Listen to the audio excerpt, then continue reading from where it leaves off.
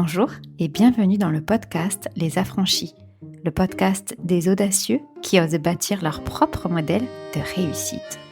Je suis Laetitia et je serai ton hôte. Entrepreneur, visionnaire ambitieuse et implacablement libre, je guide les bâtisseurs atypiques, les parents ambitieux et les esprits libres pour transformer leur vie en véritable œuvre d'art. Si tu veux bâtir une vie où beauté, simplicité et ambition se rencontrent pour laisser un héritage puissant pour toi, tes enfants et le collectif, alors tu es au bon endroit. Plonge dans cet épisode une dose d'inspiration, une claque d'audace et peut-être le déclic. Aujourd'hui, on va parler d'un sujet important. Je vous souhaite la bienvenue. Quand vous arrivez, dites-moi que vous êtes là pour que je m'assure que ça marche. Vous pouvez me laisser un commentaire, que vous soyez sur Facebook, que vous soyez sur LinkedIn, sur Insta. Bienvenue. Dites-moi où vous êtes quand vous arrivez. Et on va partir, on va commencer. Alors, toi comme moi, on projette sur nous des choses. Voilà. Donc, peut-être que sur toi, on va projeter une façon d'être au monde. Peut-être que sur toi, on va projeter des qualités. Mais aussi peut-être tout un tas de gros défauts. Tu es trop ceci, trop cela, pas assez ceci, pas assez le reste, etc.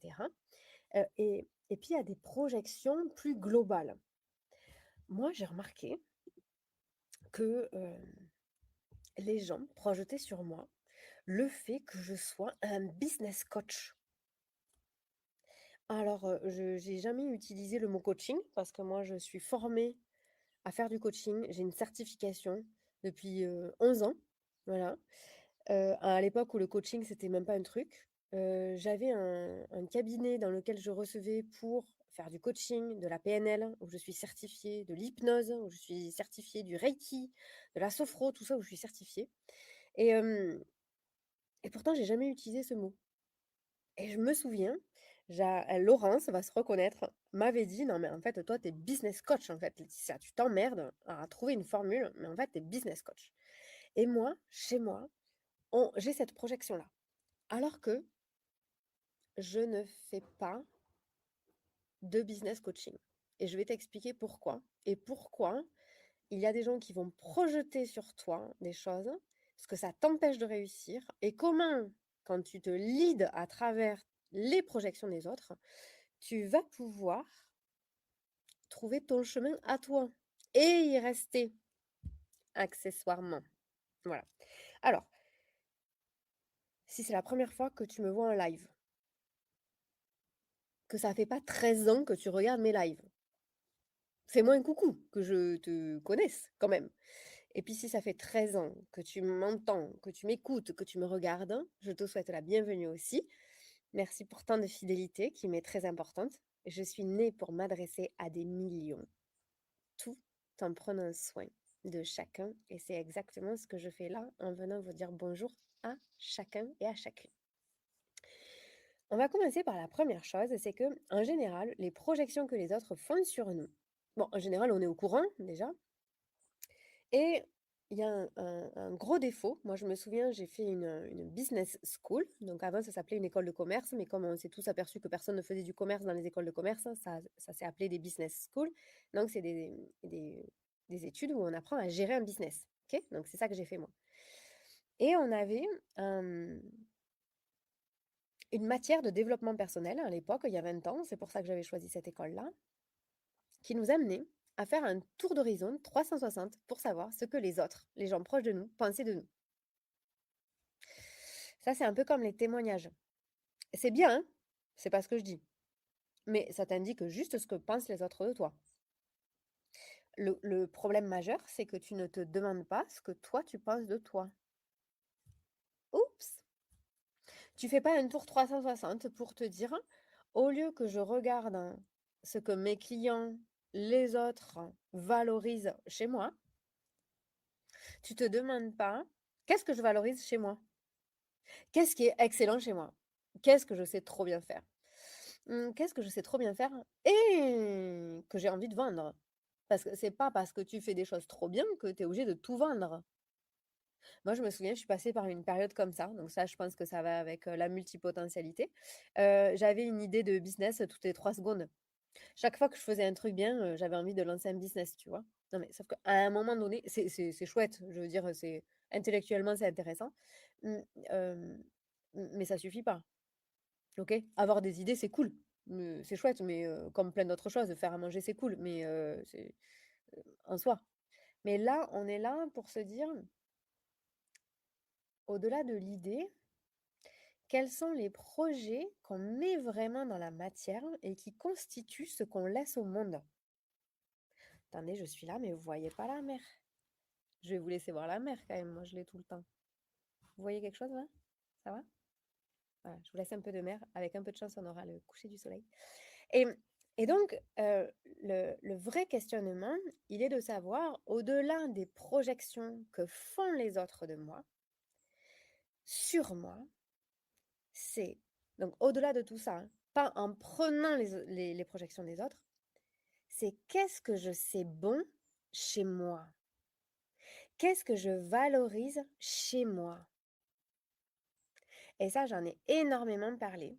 Moi, quand mes clients me faisaient des témoignages avant, j'avais l'impression qu'ils parlaient de quelqu'un d'autre. Mais vraiment, hein. Et mes clients, ils se marraient, hein. Mais je disais, ah bon? Ah ouais, t'as trouvé ça? Et pour autant, je trouvais qu'il y avait des trucs qu'ils ne disaient pas. J'étais comme, putain, mais ça, tu l'as pas dit. Et un jour, c'était il y a 1 ou 2 ans, je me suis dit, en fait, il y a rien de plus subjectif qu'un témoignage d'un client. Parce que le client, il voit sa part. Et donc, sur mon site internet, j'ai autant de témoignages qui viennent de mes clients que de témoignages où c'est moi qui témoigne de mes clients. Et quelque part, qui témoigne, qui prend le temps de témoigner de ce que j'ai vu en eux. J'avais fait un live sur ça, hein, d'ailleurs. Si vous le voulez, il date de ce moment-là. Il s'appelait «Au lieu de faire des témoignages, voici ce que j'ai fait» ou quelque chose comme ça. J'avais même demandé aux gens qui m'accompagnaient de faire des témoignages sur qui je suis quand moi je suis en difficulté. Et ces témoignages, ils sont toujours sur ma chaîne YouTube, hein. Ils y sont toujours. Je vais me moucher. C'est pas très glamour, désolée, mais pour vous montrer qu'on peut faire des lives en fait en étant dans la vraie vie. Et ça participe au message que je veux faire passer aujourd'hui. Donc, la vie de quelqu'un sur vous, c'est une projection de ce qu'il voit de vous, qui vous fait exister ou qui fait exister une partie de vous, mais qui n'est pas vous. Et donc, à force de demander des témoignages aux clients, à force d'écouter ce que les gens pensent de vous, projettent sur vous, ça donne une illusion de vous. Ça vous donne une illusion de vous. C'est comme si vous vous regardez dans le miroir en pensant que l'image qui se reflète, c'est vous. Mais ça, c'est le reflet de vous que vous voyez. Vous ne voyez pas vous-même dans le miroir quand on regarde l'image. C'est le reflet de vous que vous voyez, ce n'est pas vous. Et donc ça demande, et c'est le premier point, au-delà des projections des autres, de vous regarder vous-même et de savoir ce que vous valorisez chez vous. Et ça me rappelle vraiment une conversation que j'ai tout le temps avec les gens qui sont projecteurs. En Human Design, il y a 20% de la population qui est projecteur. Et souvent, quand on en arrive à force de se connaître, je dis souvent cette phrase qui est un truc du genre, en fait, notre job, parce que je suis projecteur, notre job, c'est de nous valoriser nous-mêmes. Et les gens ne pourront nous valoriser que si nous-mêmes, nous nous sommes valorisés. Mais en fait, ça vaut pour tout le monde. On est bien d'accord. C'est pas que projecteur ou pas projecteur. C'est-à-dire que ça vaut encore plus peut-être pour les projecteurs qui ont du mal à se voir eux-mêmes. Et surtout qui ne vont être invités à participer à la conversation, participer à la mission, que s'ils se voient eux-mêmes. Mais ça marche pour tout le monde. Et ça, je veux vraiment en parler pour, pour désacraliser cette partie du business qui est vue aujourd'hui. Et ça, les réseaux sociaux ont un avantage et ils ont bien sûr aussi des inconvénients. Et l'inconvénient, c'est de croire que le business, c'est compliqué. Alors que le business répond aux mêmes normes, aux mêmes lois naturelles que toutes les autres choses dans la vie. Que vos relations amoureuses, que vos relations familiales, que vos relations avec vos enfants, que vos relations avec votre voisin, que le mariage, que cultiver un jardin, que tout. Voilà. Et donc, vraiment, la première chose que je veux faire passer, c'est que moi, la projection que j'ai, c'est ça. Et en fait, peu importe. Moi, il y a une cliente que j'adore qui s'appelle Laurie qui va se reconnaître et qui disait, oui, c'est ma coach, Laetitia, c'est ma coach. Et, et moi, je ne m'appelle pas une coach. Mais en fait, Laurie ou qui que ce soit peut m'appeler comme elle veut. Tant que pour elle, c'est le bon mot. Ce qui est important, c'est que moi, je me dise qui je suis moi et que je sache qui c'est que je suis au-delà des projections des autres. Et ça, vous êtes bien d'accord que ça marche dans tous les domaines de la vie. Ça marche dans la parentalité, ça marche dans le couple, ça marche dans la carrière professionnelle. Et, et si moi, je ne fais pas du business, c'est parce qu'en fait, je fais la vie. Et la vie s'applique à tous les domaines. Et moi, je l'applique plus particulièrement, non pas au business, mais à l'entrepreneuriat. L'entrepreneuriat, ce n'est pas le business. Hein. L'entrepreneuriat, c'est la façon dont on fait du business. C'est pas du tout pareil. Et moi, ce qui m'anime et m'implique, c'est le processus qui amène à. C'est ça sur lequel moi je suis présente. C'est le processus. Évidemment, il y a du résultat, mais ça, c'est évident. Parce que s'il y a processus, il y a forcément résultat. Et, et ce que je veux partager avec vous, c'est dans cette première partie, c'est au-delà des projections des autres. Donc, première chose, c'est on a forcément des projections, prenons-en conscience et on peut les laisser de côté. Voilà, ça appartient aux autres, on s'en fout en fait. Hein, c'est ni bon ni mauvais, c'est comme ça. Mais déjà, n'allez pas, avant de vous connaître bien et de vous être valorisé vous-même, ce qui peut prendre 3 jours ou 10 ans, on s'en fout, ou 20, mais n'allez pas au-devant pour aller chercher des témoignages, demander de l'avis aux autres, qu'est-ce que vous en avez pensé, etc. Avant de vous être demandé vous-même ce que vous en avez pensé. J'ai trop envie de me moucher, pardon, mais je vais me moucher. On peut mettre pause là sur ce truc? Ah, attendez, je vais couper le micro.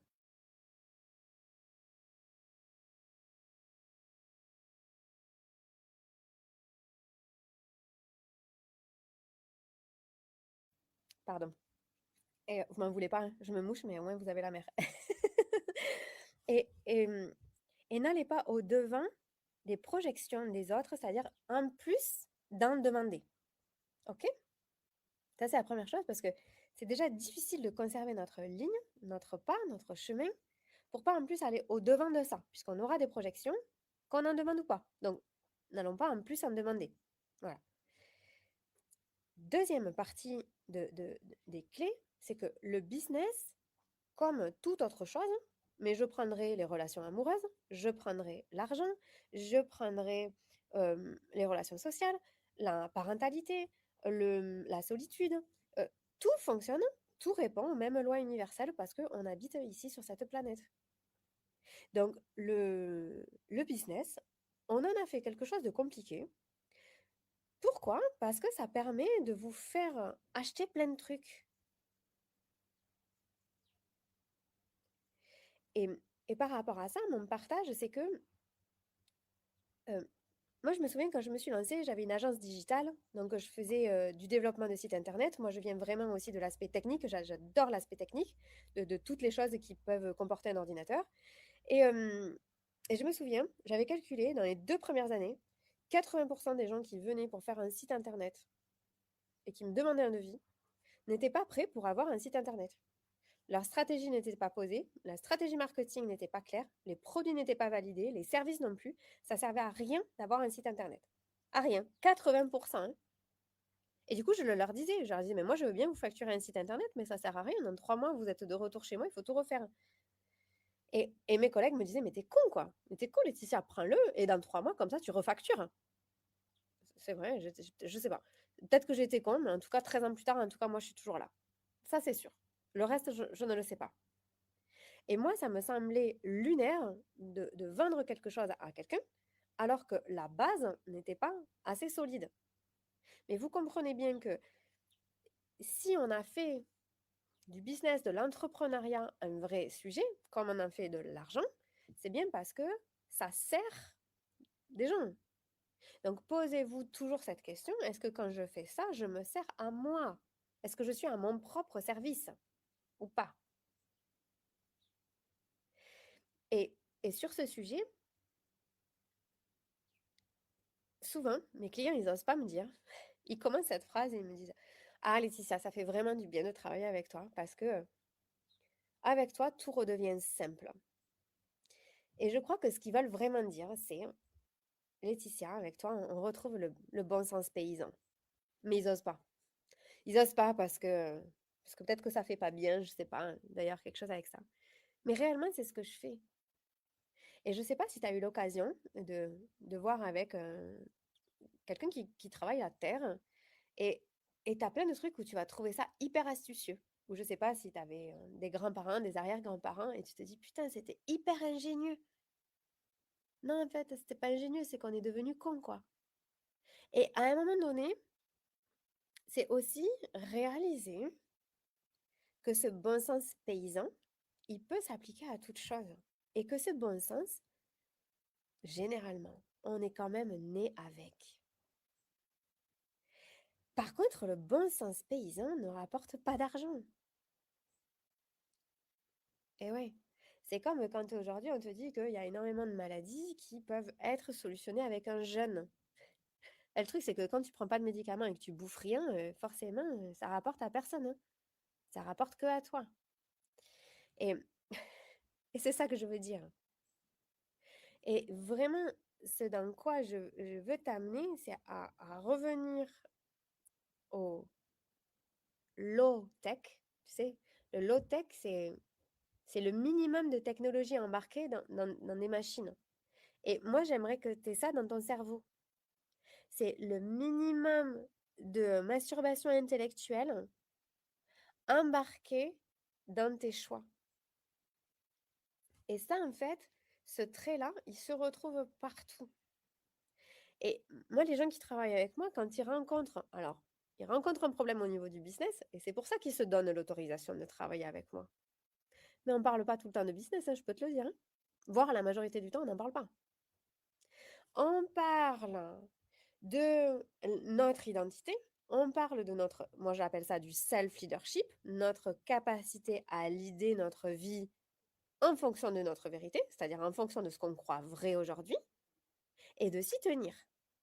Et je peux te dire que quand tu l'appliques pas dans le business, c'est clair que ça te revient dans la tronche en quelques jours. Parce que dans le business, l'avantage, dans l'entrepreneuriat, tu ne peux pas te cacher longtemps. Dans d'autres domaines, parfois, malheureusement, tu pourrais.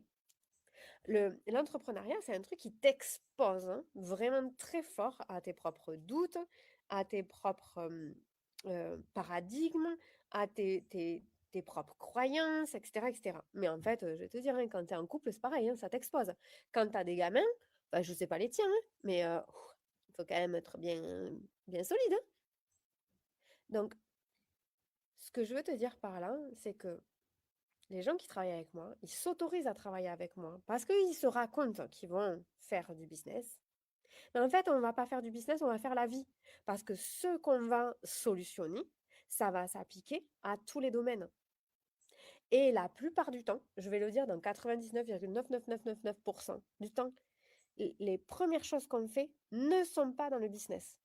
Parce que si en fait, dans ta vie perso, donc, les gens ils font comme ça, ils font comme si on était des parties de nous, là, comme au cirque quand la nénette elle se fait découper, là, tu sais, elle se fait découper et puis ils ouvrent. Ah, elle est en deux parties. Ah. Mais les gens ils font comme ça. Il y a le perso, il y a le pro, c'est deux trucs différents. Non, on n'est qu'une seule personne. Et donc, si dans un espace que tu appelles le perso, tu te dis que ben, tu peux bien faire un effort, ça va pas non plus te tuer, quoi, tu vois. Non, mais tu peux. Bon, t'aimes pas le plat.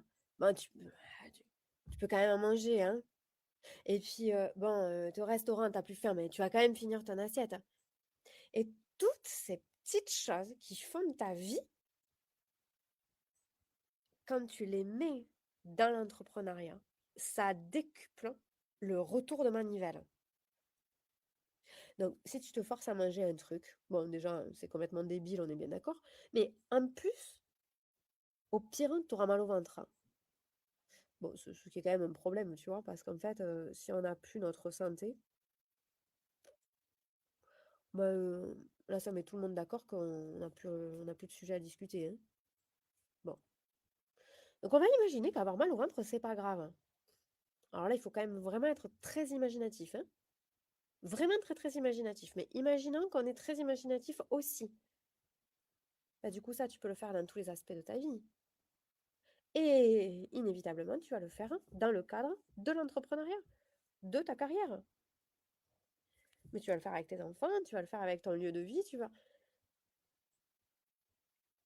Et la raison pour laquelle moi, je ne veux pas qu'on me projette sur moi que je suis business coach, mais que moi, mon métier, c'est d'activer ton self-leadership, c'est parce que ça vaut dans tous les domaines de ta vie.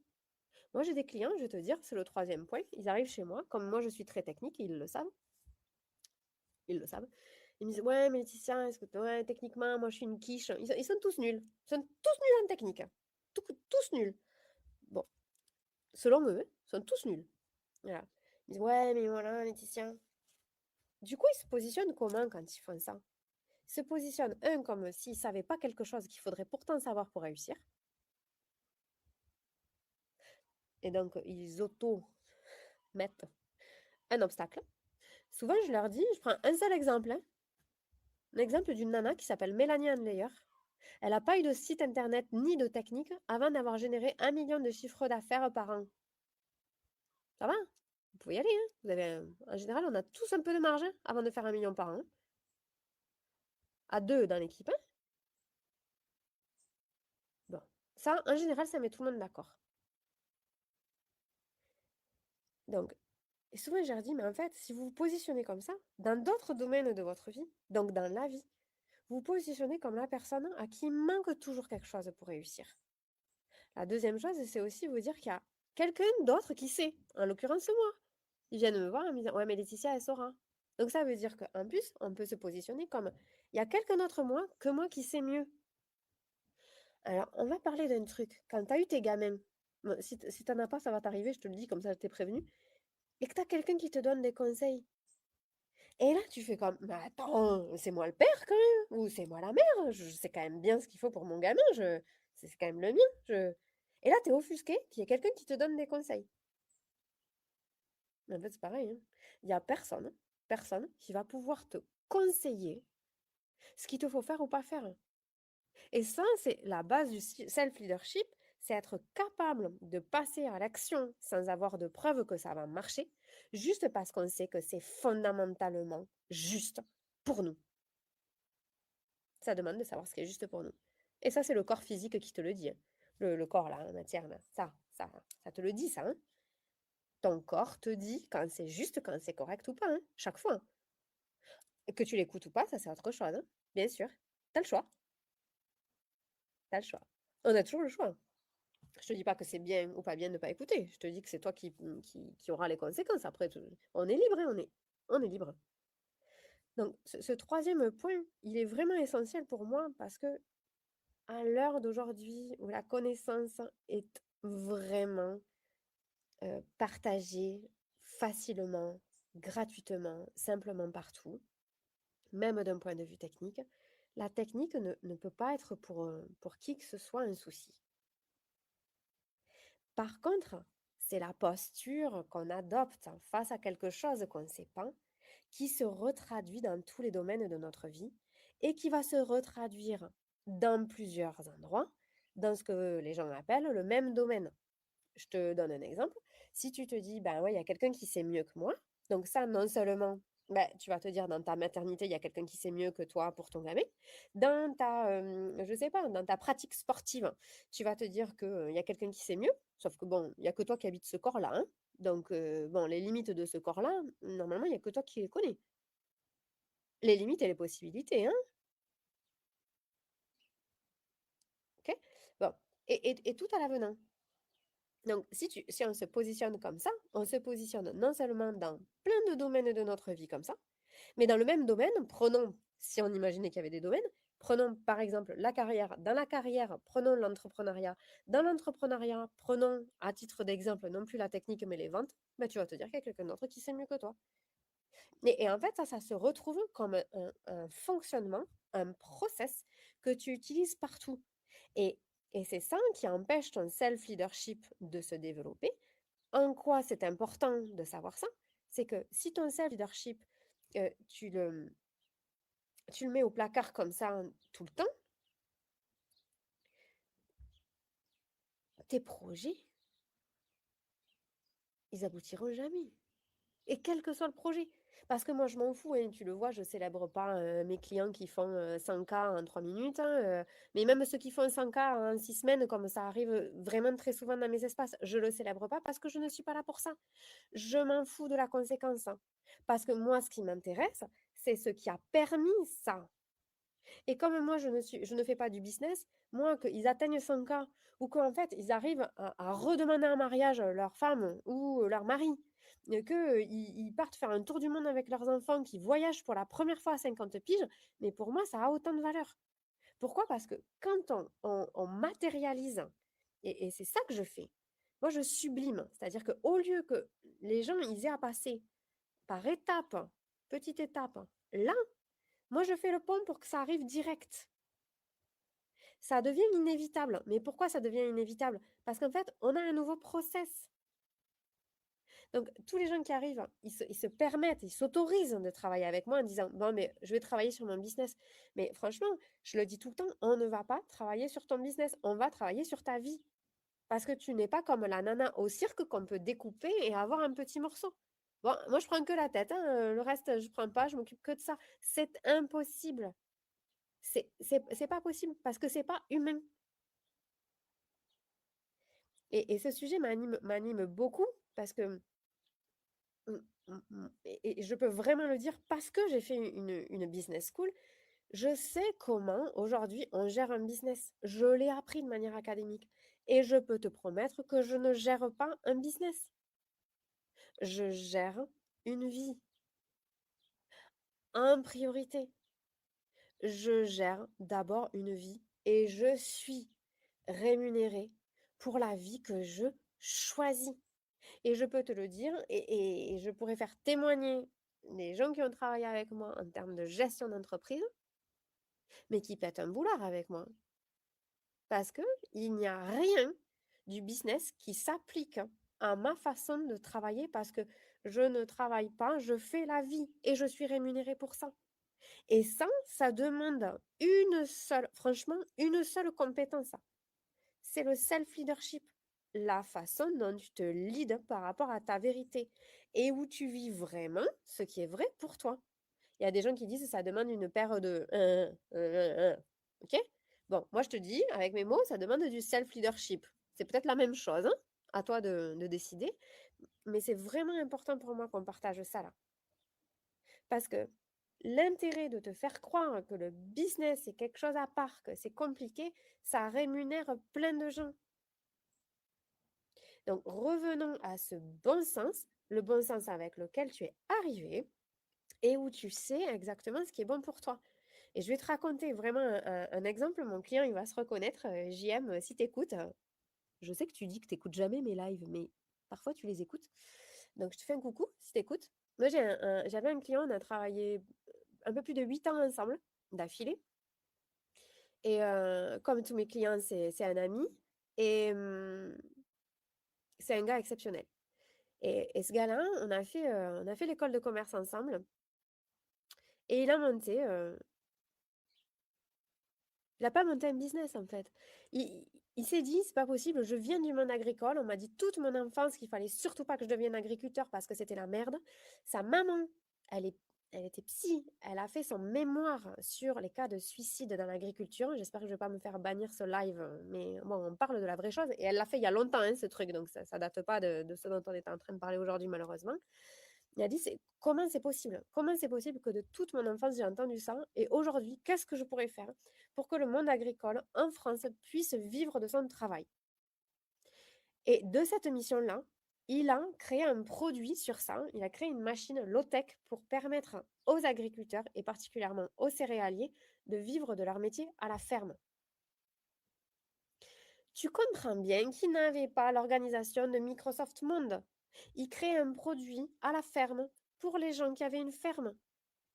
Ils n'avaient pas à se soucier de quoi demain serait fait. Si moi je suis arrivée pour travailler avec lui, c'était du plus, c'était pour le soulager sur ses missions.